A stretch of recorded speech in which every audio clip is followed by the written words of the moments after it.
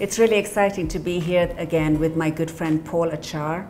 Paul is probably one of the best communications coaches that I've come across, and I've worked with many all over the world. So I'm really delighted to have Paul here. Paul, welcome. Thank you so much. It's also a pleasure to have this conversation. Thank you. And you know, Paul and I have worked together on a number of clients in the whole area of leadership and how to communicate properly, because we do have so many leaders, and you know, this is a time in our country where we're looking for leadership and we're looking for communications that, you know, will heal the country and bring temperatures down.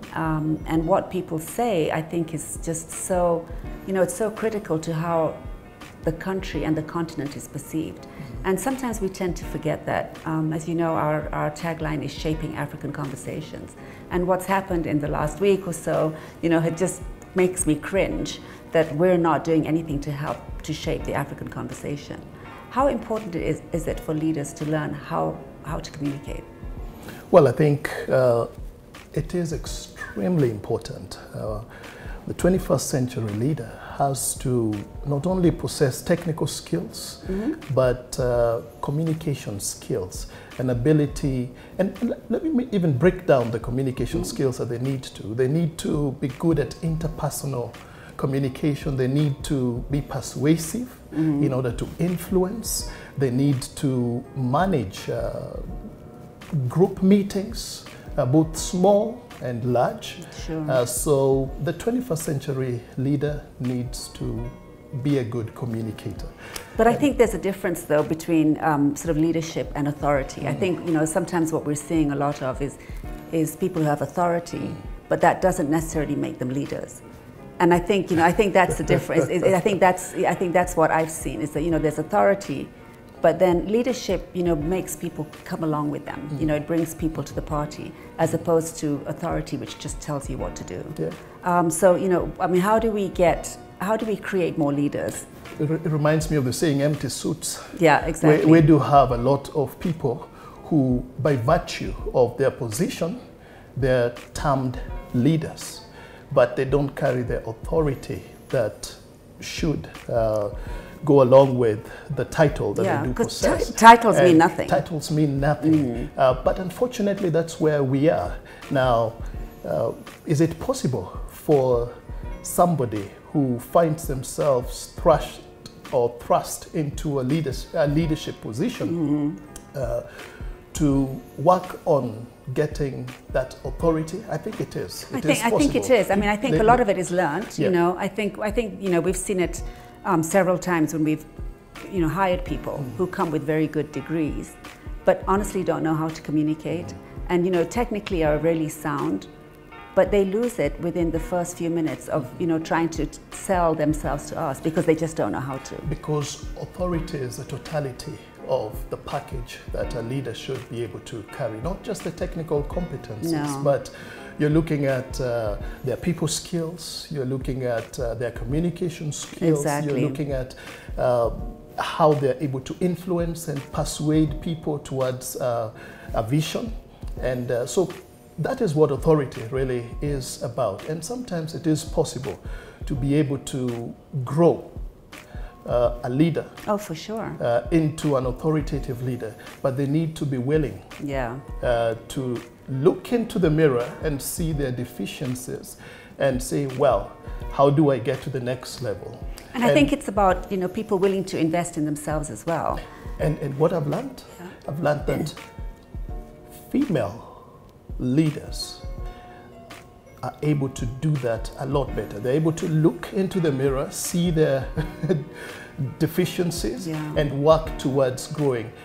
Male leaders, on the other side, I think women don't take it for granted, though. I think that's the thing. I think women just don't take it for granted, and they do whatever they need to actually, you know, to invest in their future, because that's really what it is. And we have seen a shift over the past 2 years, where over close to 60% of female or leaders investing in themselves to grow their authority. I mean, you and I have worked with a number of, you know, because of the new constitution where public servants have to get vetted. You and I have worked in trying to prepare them for the vetting. And it's been really interesting to see actually the women and the men and the differences. And a lot of it can be traced to what I call the age of Obama. Yeah, absolutely. And the internet age also that has equalized, that has flattened communication, and you're able to, within a minute of delivering a presentation, the whole world gets to know. But that's also, you know, about how everybody is now a brand. Yes. And I think that's the other thing, is that, you know, there's absolutely no privacy anymore. You know, everything's up there on Google. I mean, if I'm going to an appointment now, I will always Google the person that I'm going to. Absolutely. And so I think that's what, you know, that's the other things that people don't realize. Their, you know, their persona, or their profiles on the internet are so important. So when you get tagged sometimes in a photograph that, you know, and it's young staff that come and see me. I mean, you know, it's Facebook and stuff is where employers are looking at. Yes. So I think, you know, reputation is so important, and we don't realize. I think it's Warren Buffett that said, you know, it takes, you know, however long it does to build a reputation, and 5 minutes, you know, to lose it. But I think the young people that I talk to now sort of say, you know, just be careful with what you put out there, because it doesn't forget. The internet doesn't forget. No, it doesn't. No.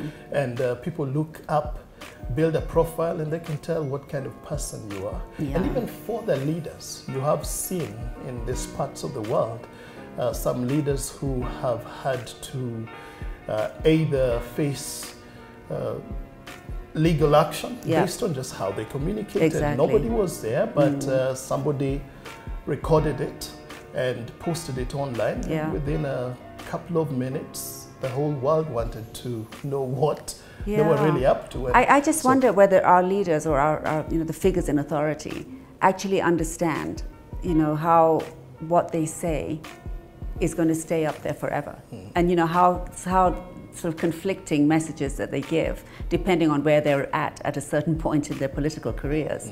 You know, it makes them look so silly, because they're one position one time and then a completely different position the next.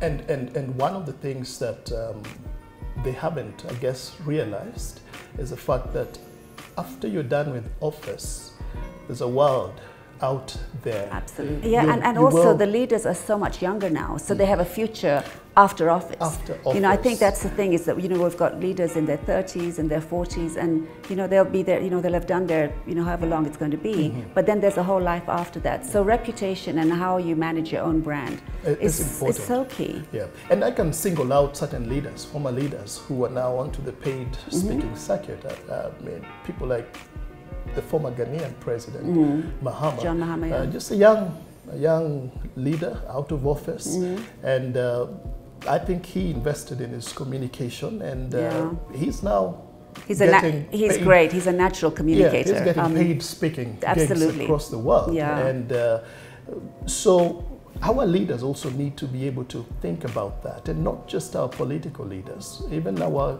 corporate private sector leaders. I think the mistake we make, though, is that we always look at leadership like it's political leadership. And, you know, they're leaders in the churches, they're leaders in the sports world, I mean, business.